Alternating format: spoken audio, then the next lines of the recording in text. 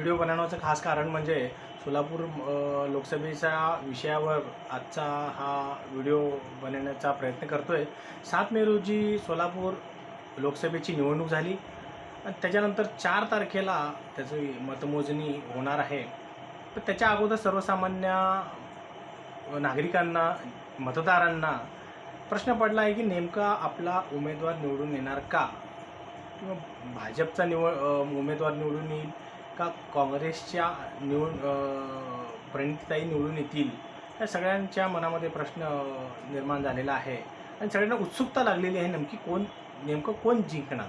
तर तर जशी उत्सुकता तुम्हाला लागली आहे तशी उत्सुकता मलाही लागली होती आणि त्यासाठी मी काही आकडेवारी गोळा करत होतो. गुगलवर सर्च केलं की मागची आकडेवारी नक्की काय सांगते, मतदारसंघामध्ये कोणाला किती मतदान झालेलं आहे, या ट्रेंड नेमका काय सांगतो याची मी थोडीशी माहिती घेतली, सर्च केलं. तर त्याच्यामध्ये 1971 पासूनची मला आकडेवारी मिळाली लोकसभेच्या, सोलापूर लोकसभेबद्दलची. तर तो आकडा असा सांगतो 1971चा. तर त्या 1971मध्ये सूरजरत्न दमानी यांना काँग्रेसकडून उमेदवारी मिळालेली होती. त्यांनी त्यामध्ये त्यांची ते जिंकले होते. त्यांना मतदान झालं होतं 1,88,000. तर 1,88,000 मतदान 1971ला झालं होतं. आणि आत्तापर्यंत सगळ्यात मोठी वाढ जर काँग्रेसच्या मतदानाची झाली असेल तर ती 2009ला झालेली आहे. तर त्या 2009ला सगळ्यात जास्त मतदान आत्तापर्यंतच्या त्यांचं झालेलं आहे. तर ते मतदान होतं 3,87,000. तर सांगायचं तात्पर्य इतकंच की 1,88,000 1971ला असताना 2009ला सगळ्यात जास्त मतं काँग्रेसला 3,87,000 मिळाली. तर या दोन्हीचे तफावत जर पाहता 2 लाख मतदान वाढ करण्यासाठी त्यांना 40 वर्ष लागलेली आहे. 40 वर्ष लागलेली आहेत त्यांना 2 लाख मतदान वाढ करण्यासाठी. तर भाजपची स्थिती पाहूया. भाजप 1984ची निवडणूक भाजपने लढवली. त्या निवडणुकीमध्ये राज्यातील उमेदवार होते भाजपचे, त्यांना 67,000 मतदान झालेलं आहे. तर 67,000 मतदान भाजपला 1984 साली झालं. तर आत्ताची परिस्थिती जर आपण पाहिली गेल्या निवडणुकीची 2019ची, त्यावेळेस 5,24,900 काही चिल्लर आकडा आहे. तर आपण त्याला 5,25,000 मानूया.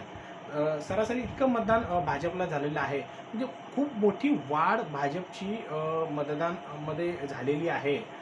त्या मानानं काँग्रेसचं 2 लाखच मतदान वाढलेलं आहे गेल्या 40 वर्षामध्ये. तर आजच्या निवडणुकीमध्ये आपण वळूयात. 2024ची जी निवडणूक आहे तर त्या निवडणुकीमध्ये साधारण 12,01,000 असं काही मतदान झालेलं आहे सोलापूर लोकसभेसाठी. तर त्यामध्ये जर मागच्या 2009, 14 आणि 19चा जर आपण अभ्यास केला तर त्या मतदानामध्ये नोटा आणि काही अपक्ष उभारलेले होते, त्यांना जे मतदान मिळालेलं आहे त्याचा अभ्यास करता 2024मध्ये साधारण 50,000 ते 60,000 मतदान त्यांना मिळेल असं एक साधारण आकडेवारी सांगते. तर महत्त्वाचा मुद्दा असा आहे की नेमकं जिंकण्यासाठी किती मतदान आवश्यक आहे उमेदवाराला. तर साधारण गणित असं आहे की 6 लाखाचं आसपासचं मतदान जिंकणाऱ्या उमेदवारास गरजेचं आहे. तर भाजपचा जर विचार करता गेल्या वेळेस निवडणुकीस 5,25,000 मतदान त्यांचं होतं. तर त्यांना आणखीन साधारण एक 80,000-90,000 मतदान आणखीन वाढ लागेल. तर काँग्रेसचा जर विचार केला आपण तर 3,66,000 त्यांना गेल्या वेळेस मतदान झालं होतं सुशीलकुमार शिंदेजींना. तर त्यांना मतदान 2.25 ते 2.5 लाख मतदान वाढ करावं लागेल गेल्या निवडणुकीपेक्षा. तर 2.25 ते 2.5 लाख इतकी मतदान वाढेल का? कारण 40 वर्ष लागली त्यांना 2 लाख मतदान वाढ करण्यासाठी. तर गेल्याच टर्मपेक्षा आजच्या टर्ममध्ये त्यांना किमान 2.25 ते 2.5 लाख मतदान वाढ करणं गरजेचं आहे जर निवडून येण्यासाठी. आपण एक उदाहरण पाहूयात. 2014 साली भाजपचं एक खूप मोठी हवा होती. एक खूप मोठं मोदीजींचं एक खूप मोठी लाट होती आणि त्यावेळेस नेमकं भाजपचं मतदान नक्की किती वाढलं असेल. तर तसं जर आपण विचार केला 2009मध्ये 2,87,000, 2014मध्ये शरद बनसोडे जे उमेदवार होते निवडून आलेले त्यांना मतदान झालं 5,17,000. दोन्हीची जर तफावत पाहिली आपण तर त्यांना 2,30,000 भाजपला मतदान वाढलेलं आहे 2009पेक्षा 2014मध्ये. तर सांगायचं तात्पर्य असं की मोदीजींची मोठी लाट असताना, भाजपची एक हवा असताना त्यांना 2,30,000 मतदान वाढ मिळालं. आणि आजची जर परिस्थिती आपण पाहिली 2024ची तर 2024मध्ये काँग्रेसची अशी कोणती मोठी लाट नसताना, कोणता त्यांचा जनतेशी नाळ जोडलेला नेता नसताना, इतकी मोठी प्रचंड मोठी 2.25 ते 2.5 लाख जे मतदान वाढ करणं ही काही खायची गोष्ट नाही आहे. कारण त्यांना समजा 20% मतदान वाढ घ्यावं लागणार आहे आणि ते टक्केवारीचा जर विचार करतो खूप मोठी ती संख्या राहील. 2.25 ते 2.5 लाख मतदान वाढ करणं. तर आपण पाहूयात की संविधान बचावाचा विषय आज काय मुद्दा काँग्रेसने आणला किंवा काही शेतकरी नाराज असल्याचा काही मुद्दा त्यांनी या निवडणुकीमध्ये आणला. काही चिमणीच्या प्रकरणामध्ये काही शेतकरी नाराज अशाही काही मुद्दा मांडला. परंतु या काही मराठा आरक्षणाचा विषय असेल, हे काही गोष्टी त्यांनी समोर मांडल्या की जेणेकरून त्यांना खूप मोठी वाढ या सर्व कारणामुळे मिळेल असं त्यांना वाटतं. परंतु या 2.25 ते 2.5 लाख मतदान वाढ करण्यासाठी या इतक्या मोठ्या सगळ्या गोष्टी त्यांना त्या मतदान वाढ करण्यासाठी पुरेसं ठरणार नाही असं एकंदरीत अभ्यास सांगतं. तर त्यांना 2009मध्ये मोहोळमध्ये त्यांना लीड मिळालं होतं, पंढरपूरमध्ये लीड मिळालं होतं. साधारण 34,000 पंढरपूर आणि 35,000 काही असं मोहोळ पंढरपूरमध्ये त्यांना लीड मिळालेलं आहे. आणि त्यांचा जो बालेकिल्ला जो त्यांनी तो त्यांचं सांगितलं जातं की मध्य, आणि मध्यमध्ये त्यांना किती मिळालं आहे वाढ, तर 2009 साली सुशीलकुमार शिंदेजी निवडून आल्यावर 13,000चं केवळ त्यांना मतदान वाढ मिळालेलं मध्यामध्ये. तर भाजपचा जर विचार करता 2014 आणि 19चा विचार करता, उत्तरमध्ये अक्कलकोटमध्ये खूप मोठी चांगली त्यांना वाढ 14मध्ये तर सर्वच विधानसभा क्षेत्रामध्ये त्यांना वाढ मिळालेली आहे विधानसभेच्या मतदारसंघामध्ये. तर 19मध्ये पंढरपूरमध्ये आणि मग मोहोळमध्ये काही किरकोळ वाढ त्या काँग्रेसच्या उमेदवारास मिळालेल्या आहे. तरीसुद्धा आपले जयसिद्धेश्वर महाराज निवडून आलेले होते 1.5 लाख मतांनी. तर हा सांगायचं तात्पर्य असं आहे की शहर उत्तर आणि अक्कलकोट मतदारसंघामध्ये ज्या प्रकारे भाजपला लीड गेल्या 2019मध्ये मिळालं, तशा काँग्रेसकडं असा कुठलाही मतदारसंघ विधानसभेचा नाही आहे की त्यांना इतकी प्रचंड मोठी वाढ एका मतदारसंघातून मिळेल. साधारण 50,000 60,000 असं मतदान कुठल्या तरी मतदारसंघामध्ये त्यांना काँग्रेसला मोठी वाढ मिळेल असं कोणतंही मतदारसंघ त्यांच्याकडं नाही आहे.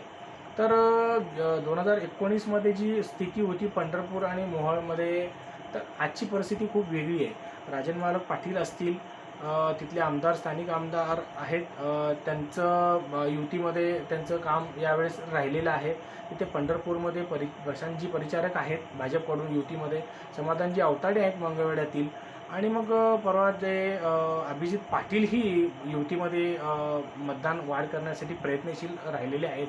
तर त्या भागामध्ये नक्की काय होईल, किंवा समसमान राहील, किंवा केवळ एक 5,000 ते 10,000 मतदान वाढ जरी झालं असं आपण जर गृहीत पकडलं, तरी शहर उत्तर किंवा अक्कलकोटसारखं मतदार त्यांच्याकडे नसल्यामुळे इथली खूप मोठी जी लीड मिळणार आहे भाजपला, ती त्यांना तोडणं खूप अवघड असं काम त्यांना होणार आहे.